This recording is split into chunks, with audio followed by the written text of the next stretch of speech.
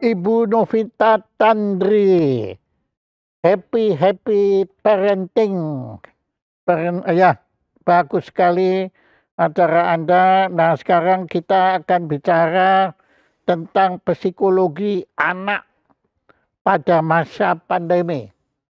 Tema yang sangat menarik sekali dan itu memang merupakan bidang Anda. Silakan Ibu Novita Tandri, Anda silakan ungkapkan apa saja yang bisa kita ketahui tentang psikologi anak khususnya pada masa pandemi. Silakan.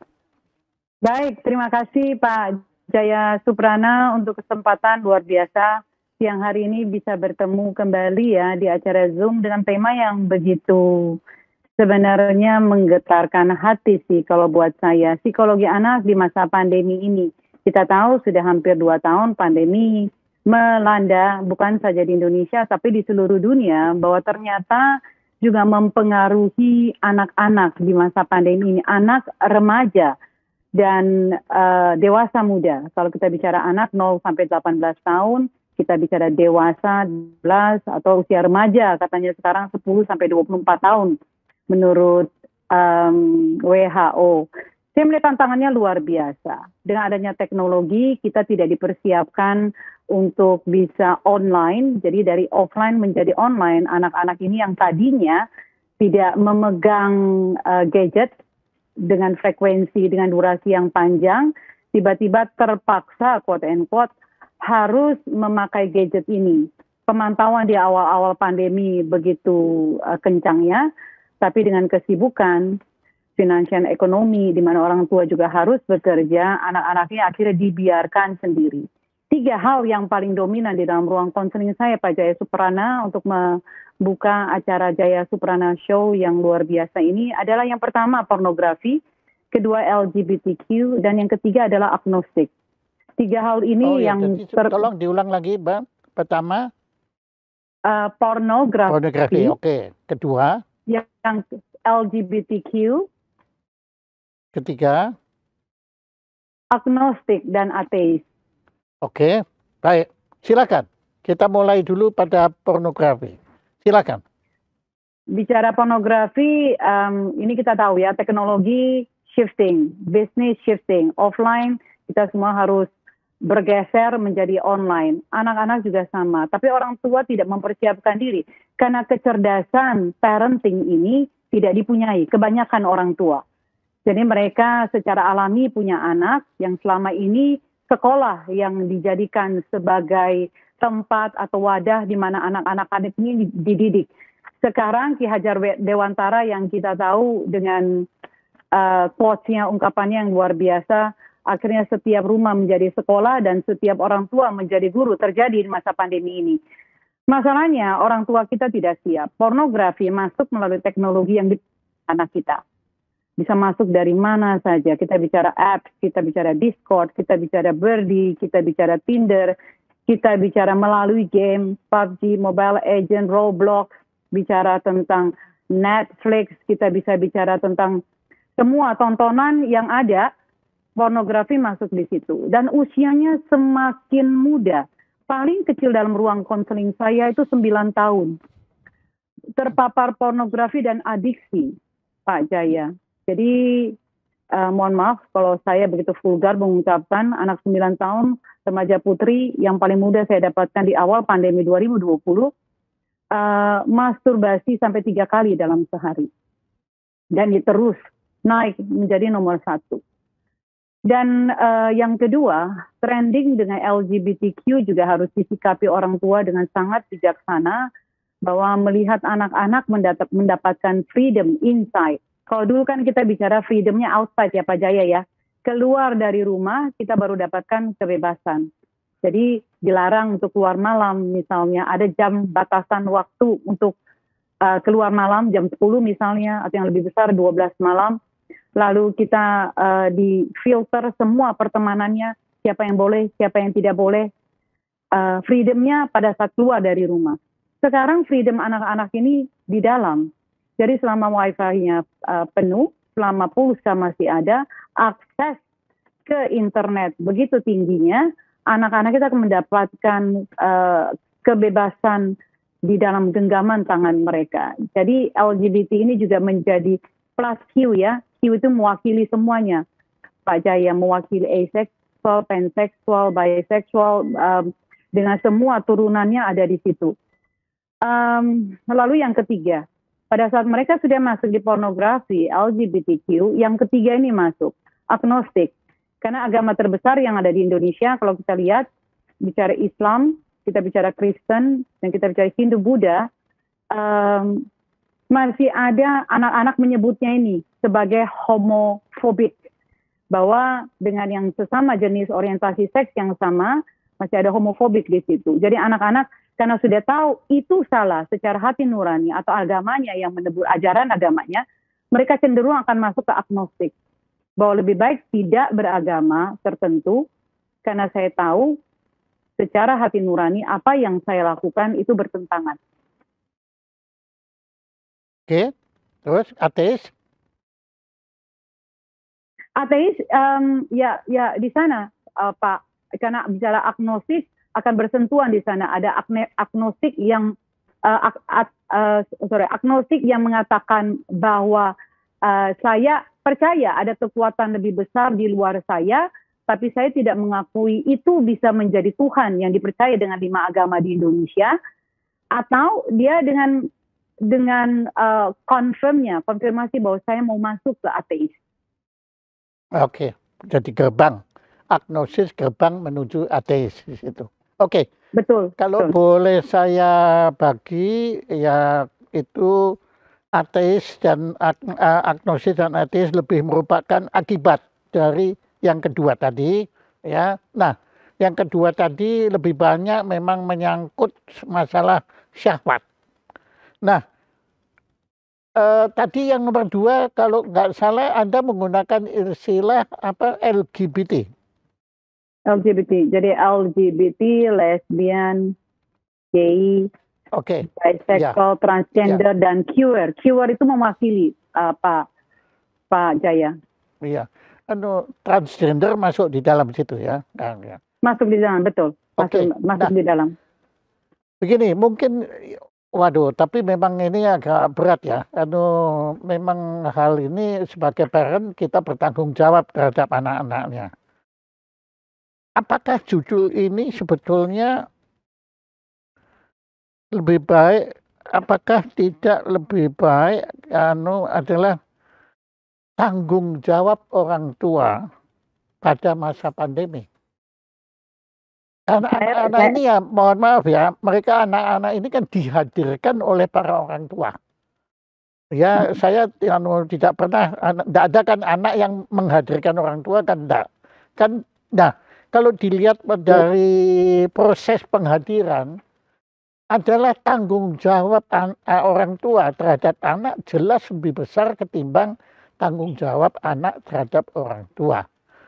Nah, betul. Apakah Anda setuju? Karena kan ya kegiatan Anda yang menakjubkan ini kan bicaranya kan tentang happy parenting, bukan happy childhood atau happy psychology child psychology, bukan.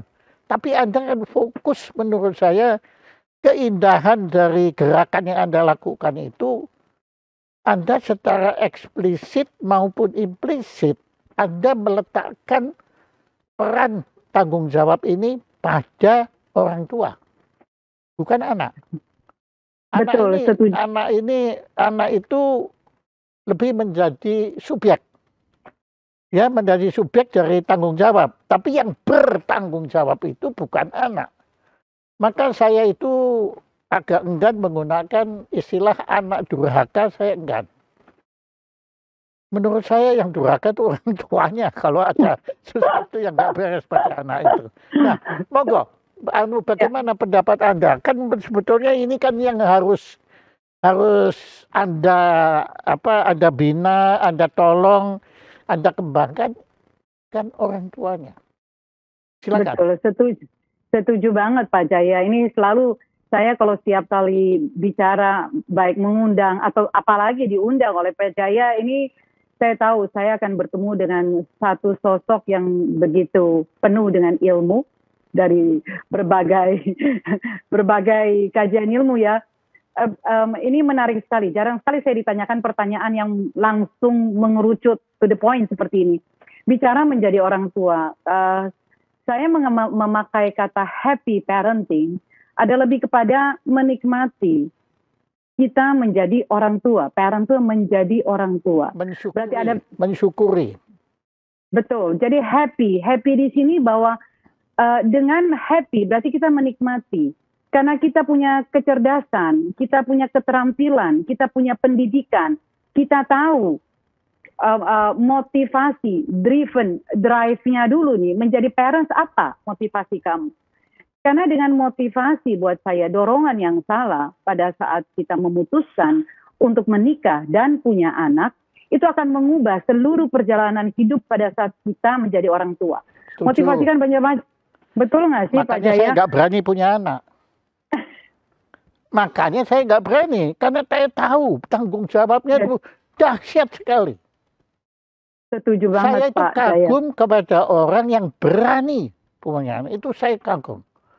Ya saya bukannya maksudnya tidak mau punya anak itu bukannya karena saya menganggap anak itu sesuatu yang aib atau sesuatu yang buruk, tidak. Tapi saya menganggap anak ini ya mungkin kalau saya bicara lebih tajam lagi, mungkin ada yang marah sama saya tapi biarin aja. Kalau kita menikah, saya menikah.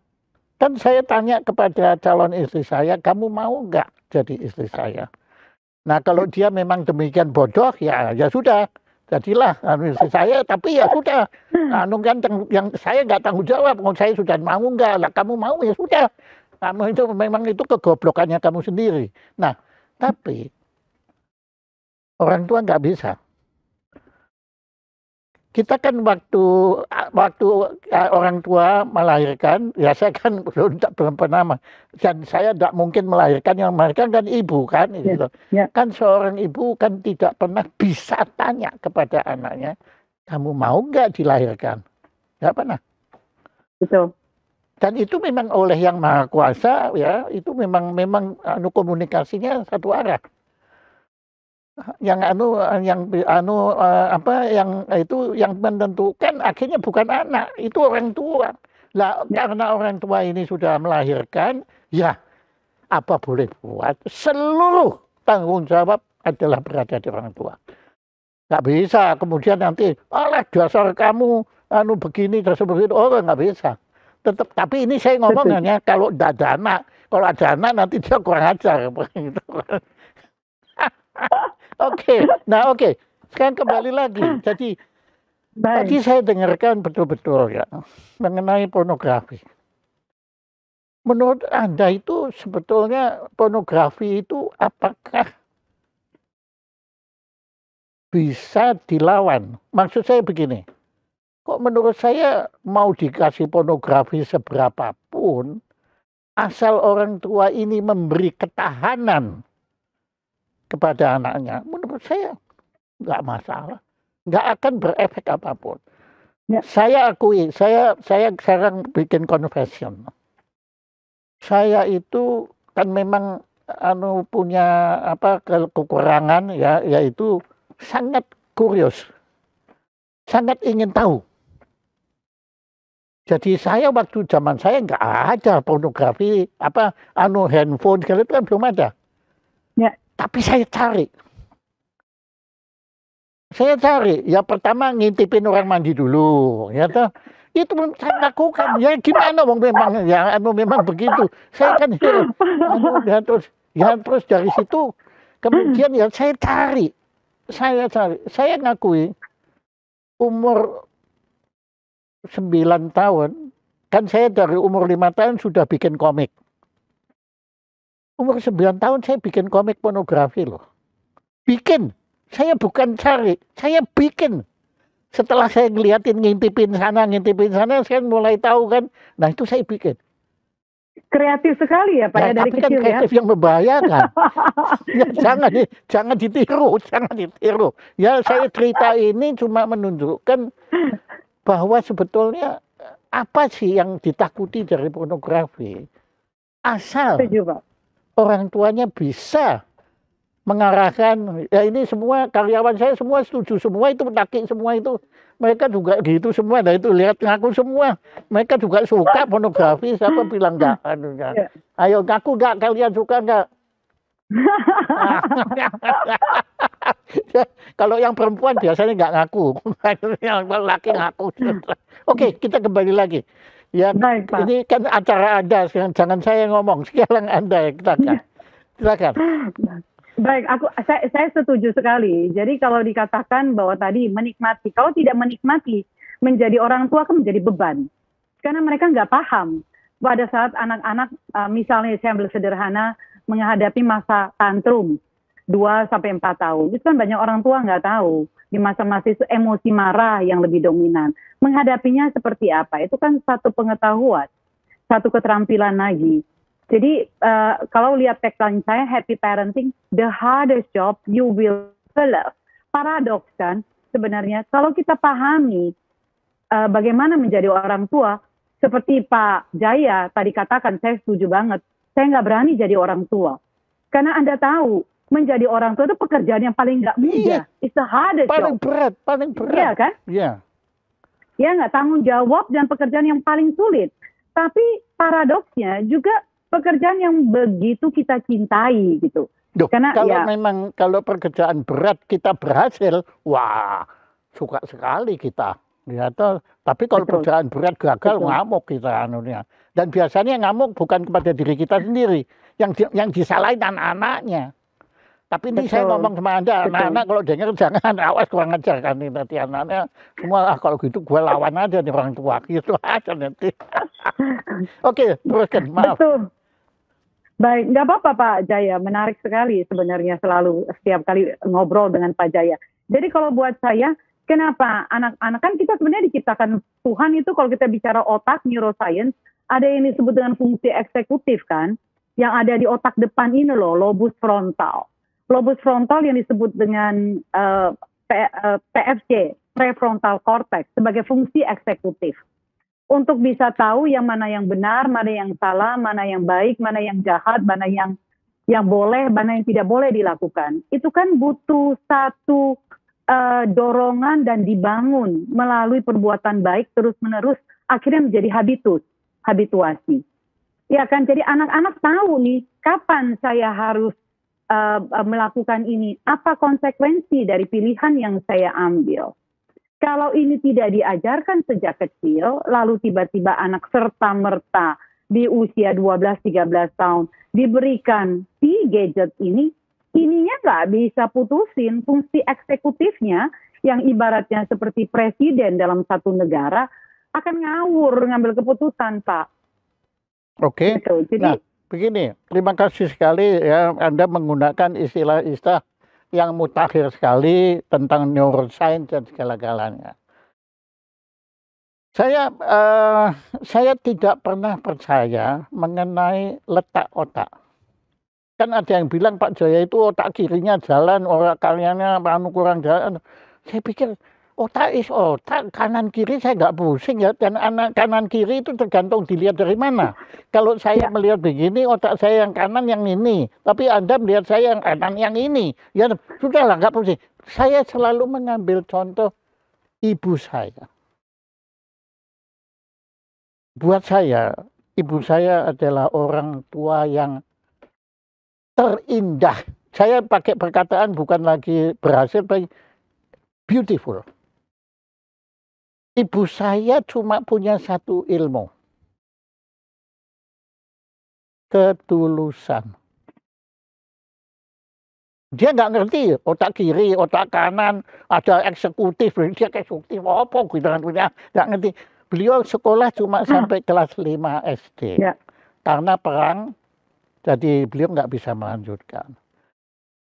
Tapi buat saya, beliau itu melebihi seorang profesor.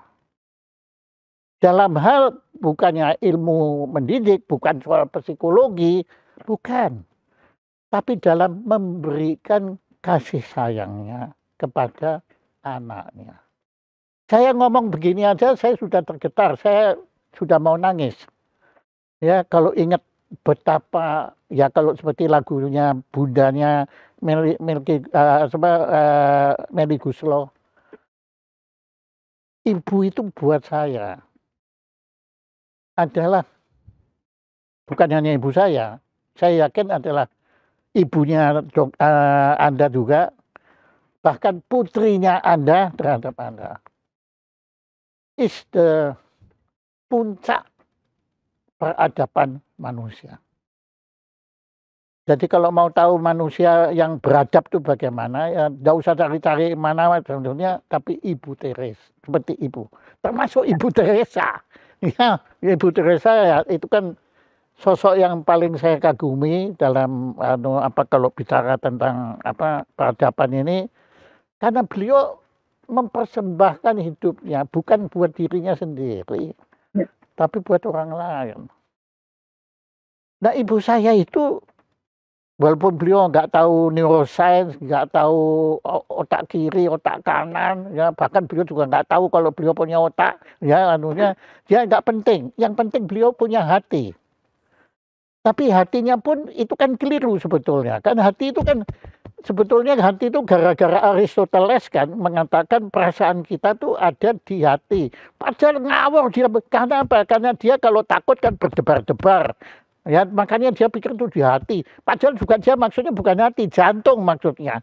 Tapi kan keliru semua, kan sebetulnya otak. Cuma kan kalau kita bilang saya jatuh hati atau saya patah hati, kan kurang saya patah otak, jatuh otak, kan enggak romantis. Ya makanya ganti hati. Oke, nah saya kembali lagi.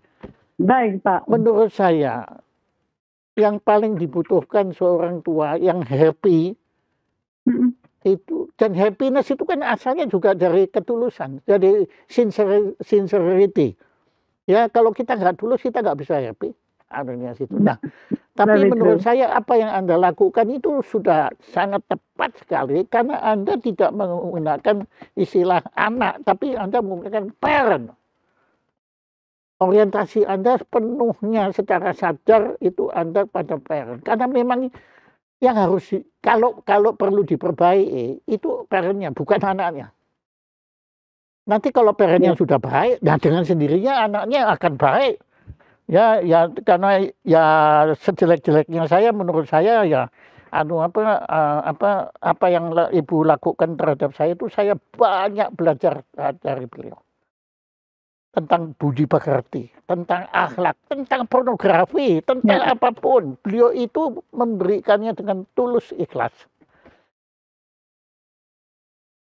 Makanya saya, ya kalau saya sudah ngomong kasih sayang itu menurut saya ya kasih sayang, ya kalau dalam agama Nasrani ya Yesus saja kan selalu digambarkan bersama Bunda Maria. Kan peran Bunda di Nasrani kan penting sekali. Dan itu memang begitu anunya. Makanya Anda kan bukannya lelaki, Anda kan perempuan di situ. Betul. Ini bicara tentang hati, ini menarik sekali nih. Hati, bicara hati Bunda dari Pak Jaya sendiri. Segala tindakan kan kalau kita pikir datang dari hati ya. Jadi kalau buat saya mau sukses menjadi orang tua, ubah hati anakmu. Karena pikiran, emosi, kehendak semua datang dari hati. Kalau udah gelap hati manusia, katanya, gelaplah seluruh kemanusiaan kita. Ya nggak sih? It's all coming from your heart. Yes. Jadi buat saya, the one you touch your child's heart, buat saya, anak itu disentuh hatinya, bukan dihakimi, bukan dituntut terus-menerus. Bukan minta direspect, karena once you actually touch their heart, respect itu akan datang dengan sendiri. Perkataan orang tua minta dihormati itu ya mohon maaf itu nggak tepat itu menurut saya. Itu betul sekali, Anda menggunakan tajam sekali. Nah, Kalau saya boleh tanya, agama tadi Anda kan agnostis saja kan buat Anda kan sesuatu yang cukup membahayakan. Nah, agama Anda apa? Saya Nasrani, saya Oke. Kristen, Pak. Kalau Nasrani ya kita bicara tentang Yesus kan. Ya, ini kita sebagai sesama Nasrani ya, tentunya saya tidak bicara dengan agama lain, tapi ini ajaran Yesus yang paling menurut saya paling keren itu apa? Jangan menghakimi. Betul. Ya toh. Yang kedua, siapa tidak berdosa lempar batu pertama. Waduh, itu ngeri tuh, ngeri. Aduh, kalau saya mikir itu, aduh, saya ini kan, aduh, beragama suka menghakimi orang saya. Ya toh. Dan juga kalau ada orang berdosa, wih, kemudian lempar batu. Mungkin karena saya nggak pernah merasa kalau saya berdosa. itu ada kata Yesus ngomong begitu ada saya lempar. Lalu saya nggak merasa, saya tidak merasa. Ya tapi hebat sekali. Menurut saya beliau cerdas sekali. Cerdas dalam arti bukan ini, tapi cerdas ini. Cerdas ini bahaya, Bu. Hitler itu cerdas, Bu. Siapa bilang Hitler cerdas? Ya. Stalin itu cerdas, Bu. Semua penjahat itu, koruptor itu cerdas. Kalau tidak bisa dia korupsi. Wong saya mau korupsi, saya tidak bisa gagal-gagal terus saya mau korupsi. Karena saya tidak cukup cerdas untuk melakukan cerdas. Dan koruptor yang paling cerdas adalah yang melakukan korupsi sampai nggak ketangkap kalau korupsi. Hebat kan? Yang lebih hebat lagi, yang korupsi ketangkap tapi bisa bebas. Lah itu lebih hebat lagi. Itu parenting semua loh, Pak. Nah, ya. Kalau itu menurut saya bukan parenting, itu deviling. Atau sataning, itulah. Ini kok gimana kok jadi Anda mana dengerin saya? Ayo dong, Anda lawan dong saya. Kok ada selalu ada bilang iya. Masalah aku itu one of your huge fan. Banyak hal-hal yang dari Pak Jaya memang kita satu frekuensi, Pak. Jadi saya juga nggak bisa lawan. Lah ya udah. Ya Anda curang. Anda biar saya yang ngomong supaya nanti kalau ada yang marah, saya yang dimarahin gitu kan. Itu kecerdasan saya, Pak, salah satunya. Nah, ya aku kan. Padahal itu bukan cerdas, itu licik itu namanya. itu manipulasi ya. Ya kan licik. Ya oke, tapi ya oke lah. Saya juga suka bicara sama Anda tuh jujur. Ya, Anda tuh jujur situ. Oke. Nah, jadi kembali lagi. Menurut Anda, sebetulnya bahayanya apa sih pornografi? Pornografi kita bisa kita jangan bicara undang-undang ya. Nanti kalau Ibu pakai undang-undang saya mati sudah ya. Ya, tapi sekarang kita bicara person to person ya. Bahayanya apa sih pornografi?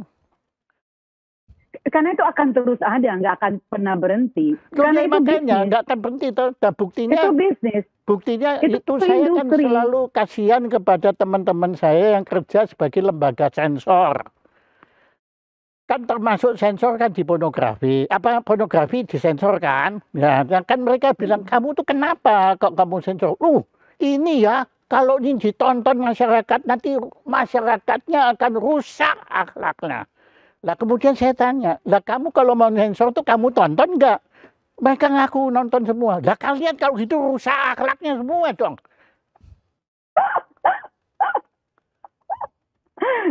Aduh, kalau saya dalam hati doang Pak Jaya, nggak berani ngungkapin. Nah, iya, biar kan saya tahu yang ngungkapin. Nah, ya. Nggak, begini, yang sekarang ngomong lagi, tadi Anda kan sudah yang ngomong Anda loh ya, masturbasi kan. Lah mau dia masturbasi 10 kali juga kenapa sih? Masalahnya kan lebih baik, nah sekarang mungkin saya bicara lebih baiknya. Kan lebih baik masturbasi 10 kali daripada diperkosa 10 kali. Ayo, milih mana? Aduh, tapi mengganggu akhirnya karena satu usianya yang masih terlalu dini, yang belum masuk ke sana, dan yang kedua mengganggu semua yang harusnya menjadi prioritas di usia dia, Pak. Jadi semuanya jadi ditinggal, tidak ada yang Ya kalau gitu diajarin, dikerjakan. kamu kalau masturbasi jangan keseringan, gitu aja kan. Itu normal sebenarnya, Makanya, tahapan daripada masa remaja gitu, untuk makanya, punya ya kan gitu libido kan. kan, birahi kan. Iya, jangan ya, kan selalu kan kita ya lebih baik kan, apalagi kalau yang laki. Ya kalau dia nanti nggak boleh masturbasi lah, dia kemana-mana memperkosa orang banyak, repot kita malahan kan dunia gitu. Aduh, ini nanti kita masuknya ngebahas yang di Ciburu di Bandung lagi nanti, Pak. Yang santri itu 12 santriwati. Waduh, itu nanti kita masuknya ke sana tuh. Luar biasa ini. Itu terbalik ini. Saya mau tanya nih Bapak, Pak Jaya nih, pendapatnya tentang kejadian yang baru terjadi dengan 12 santriwati. Iya, Pendapat Bapak? kalau saya tertariknya hanya melihat dari segi matematiknya. Itu kan 12 katanya yang diperkosa 12. Nah, hukumannya berapa tahun? 20 tahun. Nah, kemudian saya hitung, kalau gitu jadi 20 bagi 12, jadi untuk satu kali memperkosa dia dihukum 1,6 tahun. 1,6 betul. Iya dong, ya saya cuma berani untuk ke situ aja, saya nggak berani lebih lanjut sudah. Nah itu kalau Anda mau lanjut Ya. sendirilah, saya mau ngomong. Saya udah nulis kemarin Pak, satu artikel tentang hal ini Nah dan gimana? mendapat komentar yang luar biasa. Pendapat Anda gimana?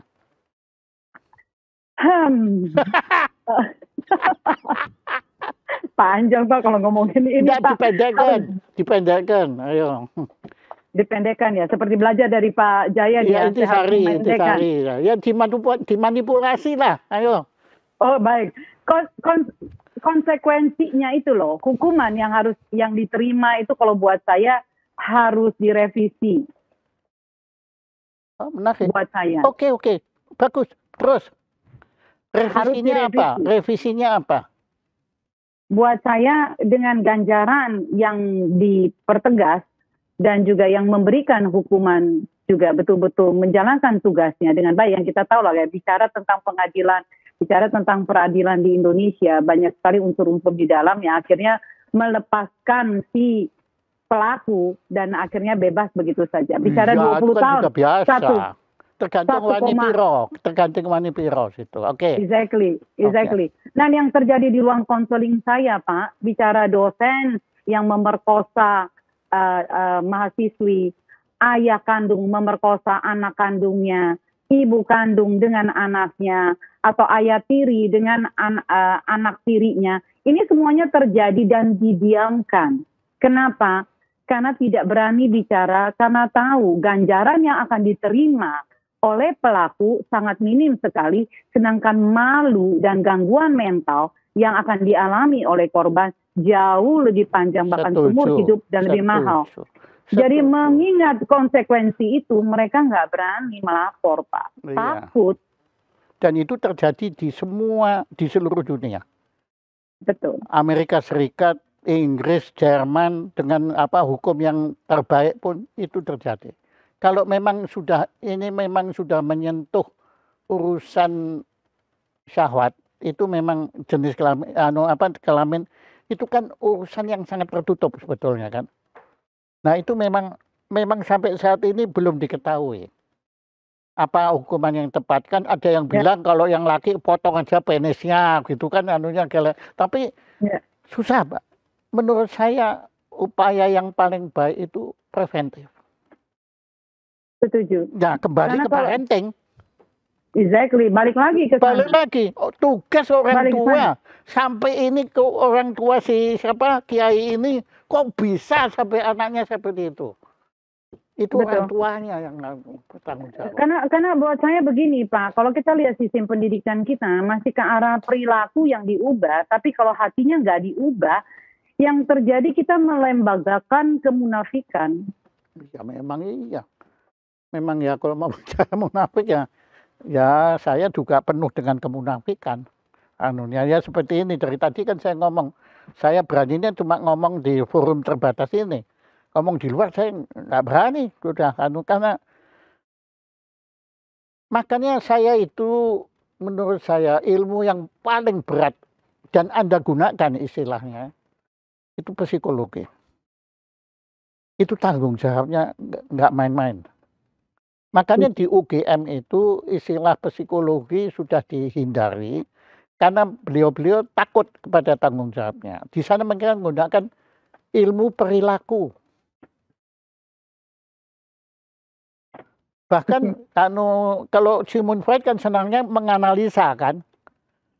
Itu sekarang juga sudah ditinggalkan, karena buat apa seperti ini. Kalau Sigmund Freud dengar kiai yang memperkosa 12 anak, senang sekali dia.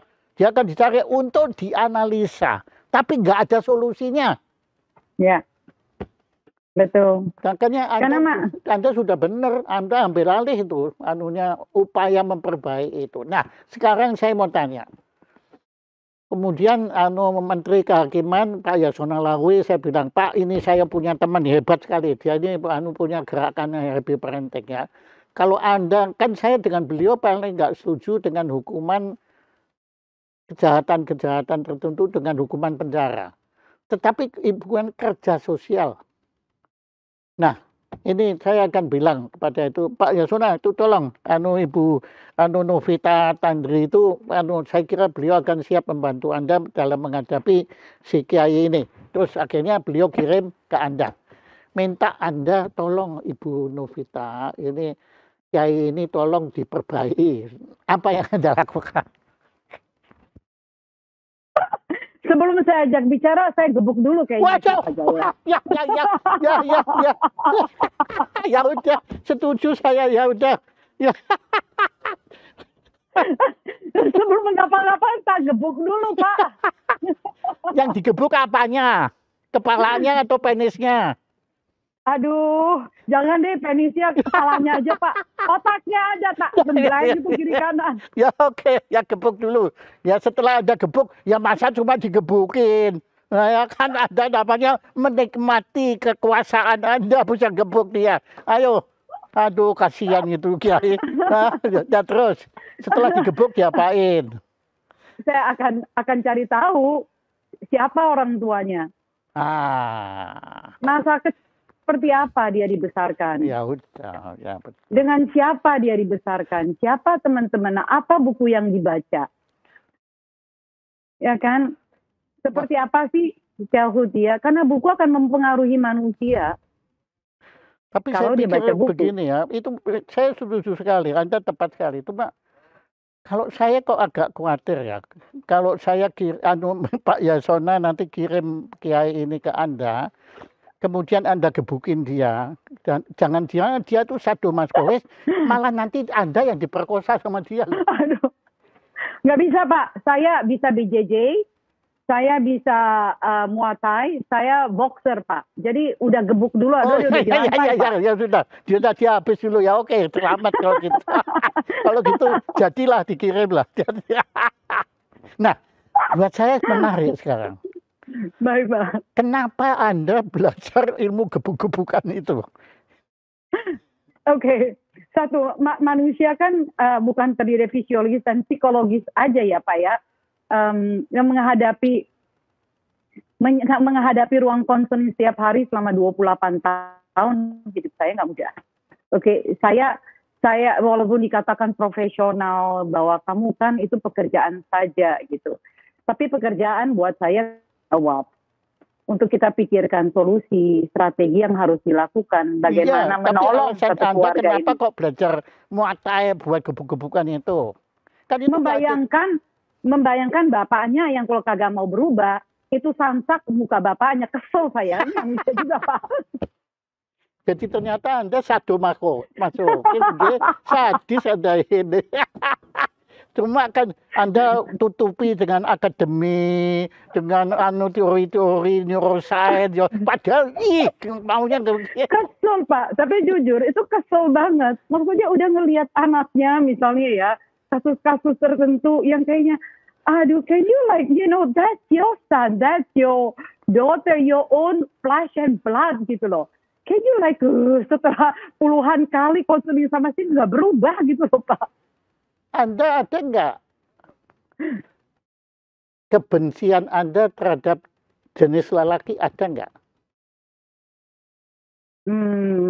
To be honest sih enggak ya, cuman merasa bahwa manusia itu kalau perilaku tidak hati itu tidak diubah, sulit sekali untuk bisa mengubah satu manusia. Kalau bicara satu tipe laki-laki tertentu ya, mungkin yang model kayak ini kali yang guru ponpes ya. Enggak. Kalau saya sebetulnya kalau saya sebagai lelaki, saya Iya. malu terhadap lelaki yang menindas perempuan, saya malu. Saya malu betul ya, karena itu bukan laki, itu pengecut. Kan beraninya sama perempuan, kecuali yang bisa muatai ini kan, tapi kan yang lain yang nggak bisa kan kasihan. Ya 12 muridnya pasti nggak bisa yuyusu itu anunya. Ya itu kasihan Mbak anunya. Ya. Jadi Ya, ya Pak, kalau betul. saya setuju ya gebuk aja memang harus digebuk. Ya ibu saya pun nggak segan, tapi kalau ibu saya curang, kalau dia mau gebuk saya pakai tangannya ayah saya. Itu lebih manipulatif lagi, Pak. Iya makanya. Jadi dia melemparkan sasaran kebencian saya kan siapa yang suka digebukin kan enggak suka saya. Tapi kalau saya dipakai kemucing itu saya kan kalau saja ibu saya sudah kewalahannya tapi saya lapor ke ayah kemudian. Tapi kalau sudah digebukin sudah cukup. Waduh, munafik banget saya pikir.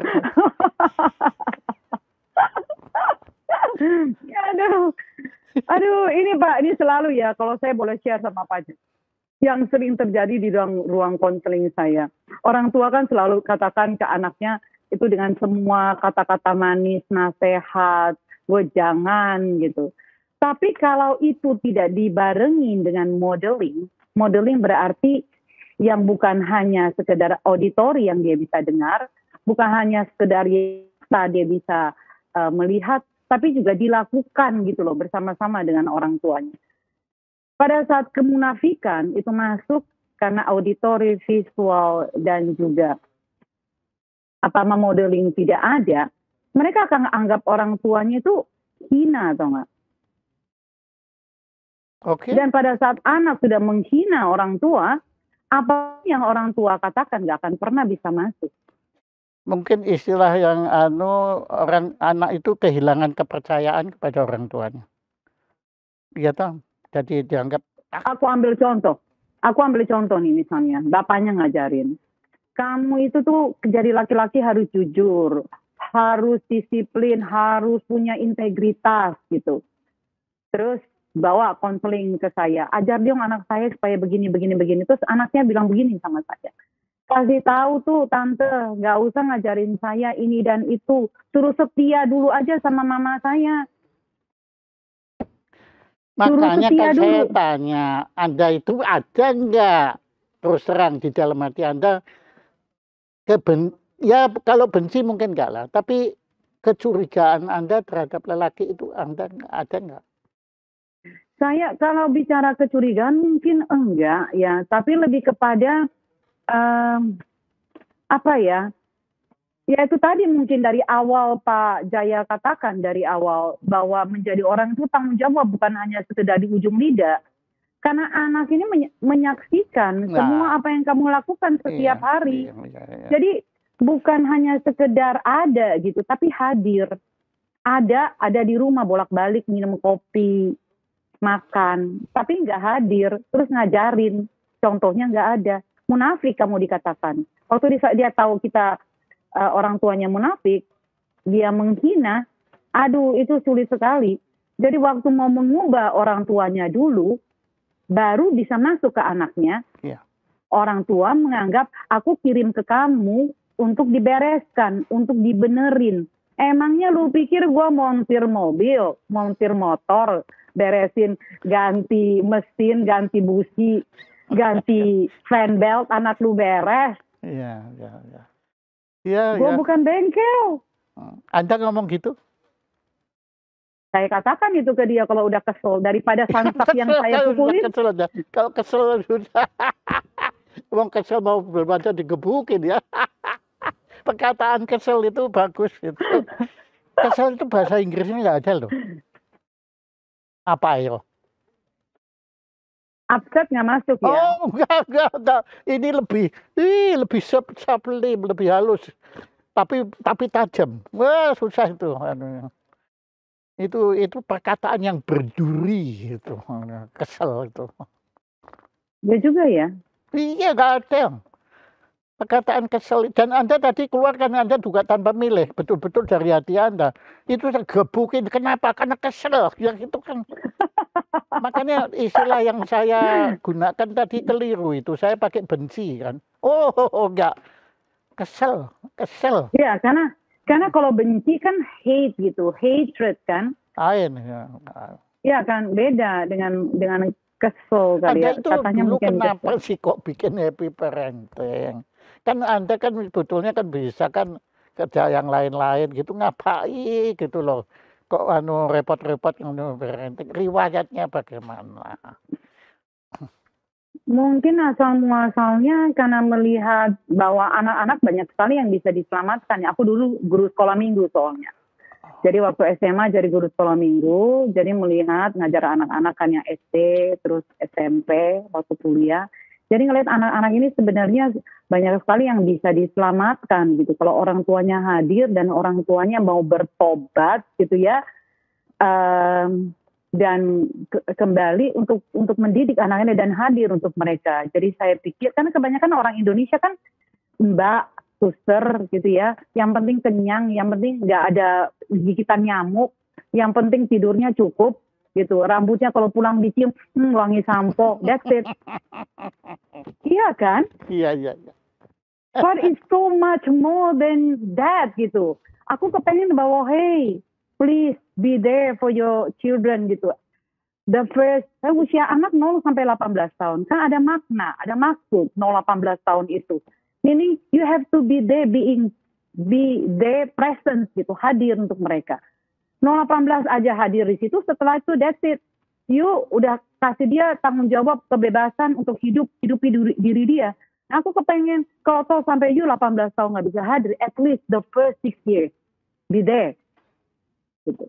Kalau toh memang kamu butuh support system, kamu punya keterampilan, kamu punya pengetahuan, kamu bisa kerjasama dengan anggota keluarga yang lain. Mungkin suamimu, mungkin mertuamu, kamu ajak bicara baik-baik, kamu transfer knowledge-nya gitu. Atau papa mertua, atau om, atau tante, atau bahkan mbak yang kamu sentuh hatinya, masukin semua keterampilan bagus buat dia nanti pekerjaan dia pada saat pindah kerja, tapi juga akan di situ hadir buat anakmu. Jadi bergandengan tangan gitu. Karena buat saya memang bukan hanya orang tua dalam arti ibu atau ayahnya, tapi memang parenting ini harus disebarluaskan ke seluruh pelosok dunia gitu loh. Okay. Kalau kita bicara skupnya lebih kecil di Indonesia. Sebetulnya Anda tadi sudah kata kuncinya. Kan saya tanya dulu mulai, Anda bilang itu kan Anda dulu mengajar sekolah minggu kan. Jadi apa yang Anda lakukan itu sebetulnya kalau dalam bahasa kita, Anda menginjil. Berita gembira kan ini. Kan kalau Anda istilahnya berita bahagia, kan itu sama dengan Injil. Gospel itu. Nah, sekarang saya tanya, anak Anda berapa? Saya ada 2 anak, 1 cucu. Waduh, umur berapa cucu? 1 tahun. Wah, baru lucu-lucunya. Pasti kalau Anda pulang bau juga kan, wangi apa enggak gitu kan. Iya benar, dan cucu ini apa karena betul teknologi. Anda kan punya anak dan punya cucu. Apa betul? Saya kan tanya kepada semua orang. Apa betul bahwa Anda akhirnya pada saat ini lebih sayang cucu daripada anak? Buat saya enggak sih. Kalau cucu buat saya buat dimain-mainin karena tanggung jawabnya bukan penuh di tangan saya. Aduh, enaknya. Kalau yang repot rawat biar orang tuanya kan. Iya dong. Iya dong. Itu bukan area kita lagi. saya hanya akan Ya turun pokoknya Anda tangan. tidak akan melepaskan kesempatan untuk melempar tanggung jawab kan, gitu kan. Ya enggak. Tapi Iya. kalau kalau saya diminta advice, diminta pendapat, saya baru memberikan. Ya. Jadi saya nggak mau, karena buat saya apa yang saya berikan waktu kamu masih kecil, kalau itu masih ada sisa-sisa dan dianggap itu bermanfaat sepanjang hidupmu, ya kamu terapkan ke anakmu. Tapi kalau kamu merasa ada hal yang baru, lebih baik daripada apa yang diajarkan saya, ya kamu terapkan bersama istrimu. Ya saya baru Jadi, sadar sekarang, saya kalau tanya kepada teman saya yang laki tentang kamu lebih sayang cucu atau anak, semua jawabnya cucu. Tapi kalau saya tanya yang perempuan, memang begitu, jawabnya sama seperti Anda. oh gitu ya? Iya, jadi ini ada gender anunya ini. Menarik. Ya. Oke. Ini saya ikut-ikutan sama Sigmund Freud, saya nggak kasih solusi, cuma nganalisa saja tuh. Makanya Sigmund Freud nggak dipakai lagi sama psikolog sekarang. Oke, nah begini. Baik. Kita tadi saya tertarik, oke lah, kalau yang masalah itu memang kita kalau akui dah masalah syahwat itu nggak akan selesai, itu akan terus ya. Sebelum ada apa digital pun, sebelum ada ini semua sudah ada masalah itu. Oke. Nah, tapi yang saya tertarik adalah mengenai agnostik dan ateis. Kita sama-sama Nasrani kan, sudah kita anunya. Sebetulnya agnosis itu kan tidak percaya kepada agama kan, tapi percaya kepada Tuhan. Nah, kekuatan besar atau kekuatan sebenarnya kalau kita tarik lagi dibaca tentang dunia agnostik, mereka juga banyak sekali aliran-aliran ya, lagi yang berbagi-bagi. Anunya bentuknya macam-macam lah. Tapi kita ambil aja, kalau tidak akan selesai kan, kita ambil aja itu, yaitu kalau ateis kan tidak percaya agama, nggak percaya Tuhan, selesai. Ya sudah itu haknya mereka. Tapi kalau agnostik kan betul tidak percaya agama, tetapi percaya Tuhan. Ya sudah, Tuhannya ya sudah Tuhan gitu kan. Bukankah Yesus nggak bikin agama? Ini saya bicara Nasrani loh yang.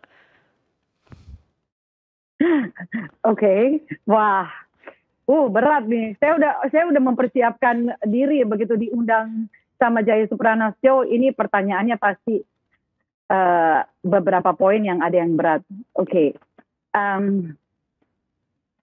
Nah, pertanyaan saya sederhana. Ayo, ya Anda jangan ngulur waktu untuk mikir. Iya. Kalau buat aku, dia nggak bikin agama, tapi kita mengakui dia sebagai pengikut Kristus. Iya, kan kita ngikuti dia. Tapi kan bukan agama, katanya. Yang bikin agama kan sebetulnya manusia. Paulus kan. Yang bikin itu Paulus, Mbak. Petrus yang kemudian dipakai sama dia untuk jadi si Paus yang pertama. Tapi akhirnya dia pinter juga, dia di situ supaya yang disalib biar Petrusnya disalib terbalik gitu kan. Tapi sudah terbalik lagi ya disalibnya ya. Ya terbalik lagi, waduh jahatnya ampun ya. Dan kita kembali lagi. Sebetulnya kan kalau ateis sudahlah kita nggak ngomong ya, apalagi kan kita di Indonesia Pancasila itu nggak masuk dah, nggak bisa lah ya Tapi kita kan kalau bicara agnosis sebetulnya kan oke kan ya kalau istilahnya itu kan ya sudahlah dia agamanya KTP kan gitu kan yang situ kan sebetulnya it's not very dangerous kan sebetulnya. Kalau buat aku kalau dia tidak punya kalau buat saya ya sebagai pengikut Kristus, sebagai seorang Kristen, saya akan katakan bahwa agama buat saya atau sebagai seorang Nasrani itu seperti rel kereta gitu loh, yang menuntun kita untuk berada on the track. Buat saya anak-anak ini kalau tidak ada, karena semuanya di sekitar dia ini begitu terbukanya, yang tadi saya katakan freedom inside, begitu terbukanya yang memberikan begitu banyak pilihan. Kalau mereka tidak tahu dan tidak diberikan tadi pemahaman, ada yang boleh dan tidak, baik jahat, iya boleh, yang benar dan salah, anak-anak ini akan mudah sekali terombang-ambing. Jadi kalau buat saya, ini menjadi satu panduan buat anak-anak ini, ada guidance-nya, Pak Jaya. Oke, ya, ya kembali lagi, you are a very good gospelis. Anda penginjil yang bagus. Anda memang belajar ilmu-ilmu duniawi, ya, tetapi Anda tetap berpegang teguh kepada ajaran agama Anda. Itu tadi kan cuma saya mancing, dan saya yakin kalau Yesus ini mendengar ini, beliau pun akan setuju dengan Anda. Malah dia akan negur, kamu jangan usah macam-macam ya, gitu. Ya ini perempuan sudah baik, kamu jangan racuni dia, gitu loh. Ini kamu ini toksik banget gitu kok, istilahnya toksik. Saya kan racun ini. Gitu. Aduh, enggak juga sih sebenarnya. Kalau buat aku gini loh, saya punya satu yang saya suka pegang gitu, Amsal 1 ayat 7. Takut akan Tuhan adalah awal dari pengetahuan.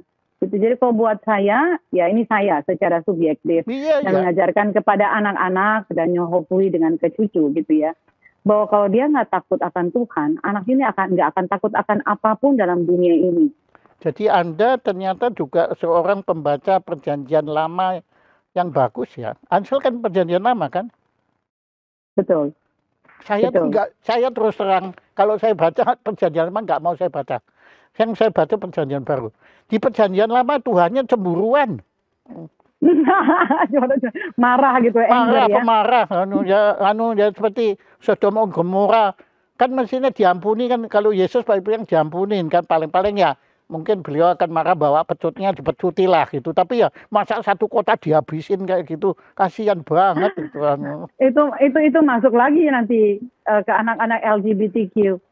Oke, aku tertarik ini. Waktu kita kayaknya sebentar lagi udah mesti habis ya. 1 jam ya.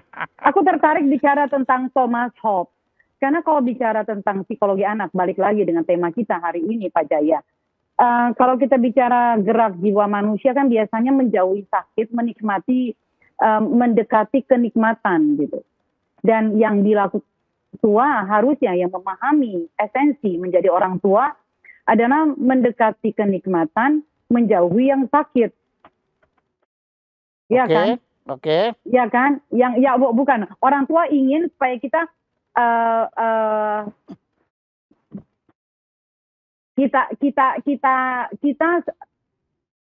Oke, bagaimana saya mau masuk ya? Saya ingin katakan bahwa gerak zaman itu menjauhi sakit, kita cenderung untuk mendekati kenikmatan. Tapi dalam prakteknya nih, kalau kita bicara otak manusia dengan 18 dalam satu hari ada 86.640 detik per hari. Correct me if I'm wrong. Oke, dalam sehari. Selnya itu 480 triliun. Yes, betul. Sinapsis yang kita sebut dengan sinapsis.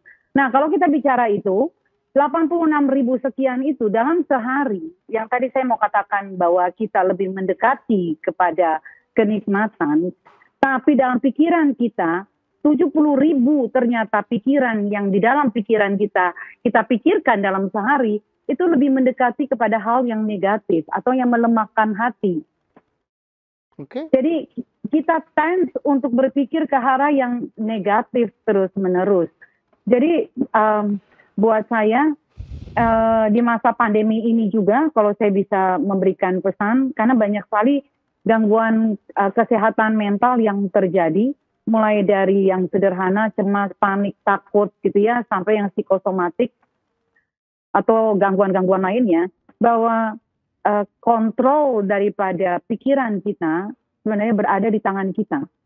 Dari how you control your mind untuk yang menguatkan hati, yang 70.000 itu, karena 85% dari jurnal, dari research, ternyata 85% itu yang melemahkan hati, bukan yang menguatkan hati. Tapi ternyata kontrolnya juga termasuk di tangan kita. Jadi how we switch 85% dari melemahkan menjadi yang menguatkan hati. Jadi fokus bahwa menjadi orang tua memang tidak mudah, tapi nggak usah ikut-ikutan Pak Jaya untuk tidak punya orang tua atau anakmu diadopsi orang lain. Oke. Saya sangat menghormati ibu ayah saya. Anda jangan fitnah saya dong. Siap. Ampun. Ya udah. Oke, Oke. fokus bahwa tanggung jawab di tangan orang tua, tapi juga jangan berkecil hati bahwa kita bisa berubah. Oke. Berubah, belajar, khususnya dari show seperti Jaya Suprana Show ini yang saya udah lihat tamu-tamunya luar biasa. And it's so honor to be here untuk bisa diundang di acara Jaya Suprana Show. Nonton terus semua rekaman yang sebelum-sebelumnya itu, belajar banyak sekali saya. Oke, bagus sekali. Nah, begini. Anda Nasrani. Ya, saya juga. Nah, kemudian Anda banyak sekali belajar ilmu. Bagus sekali. Anda jauh lebih ilmuwan dari saya. Nah, begini. Saya Nasrani, tapi saya mengagumi Islam. Maupun Buddha, maupun Hindu. Bahkan saya mengagumi teman-teman saya yang ateis. Saya tidak ikut paham mereka, tetapi saya mengagumi. Mereka bukan bukan menjadi orang jahat. Memang ada ateis yang jahat, tetapi Nasrani yang jahat juga ada kan di situ. Banyak, Makanya. betul. Nah, oke. Begini, setelah saya mendengar Anda, sebetulnya kata kunci yang belakang Anda tadi, yang berapa persen tadi itu yang menggoda kita itu tadi, Anda 85%. Tadi tinggal 15% toh. Itu ajaran di Islam adalah jihad al-nafs. Menaklukkan diri sendiri. Jadi semua orang tua ini, ya walaupun Nasrani atau Buddha atau apa, silahkan. Mereka bukan belajar menaklukkan anak-anaknya, tetapi menaklukkan diri sendiri dulu. Yeah. Seperti tadi Anda bilang, toh, anak itu tadi kan bilang itu, Pak, lah ayah sendiri. Nah, kan mati kutu kalau kita dibilang begitu kan. Betul. Jadi orang tua ini harus memperbaiki dirinya dulu. Baru memperbaiki anak-anaknya. Yes. Nah, itu akan jalan bagus dengan konsultasi dengan Novita Tandri. Gitu. Makanya ini nanti saya nggak punya apa-apa, tapi Anda sudah punya, tapi saya tambahin nanti. Ya, supaya koleksi terima kasih banyak. Ucapan terima kasih ya dari kita yang Anda telah bersedia berbicara tentang psikologi anak pada masa pandemi. Menurut saya bukan hanya psikologi anak pada masa pandemi, psikologi anak pada sepanjang masa. Anda itu bicara tadi itu. Tepuk tangan untuk Ibu Novita Tandri. Terima kasih banyak. Nanti kita kirim ke alamat Ibu G. Terima kasih. Siap.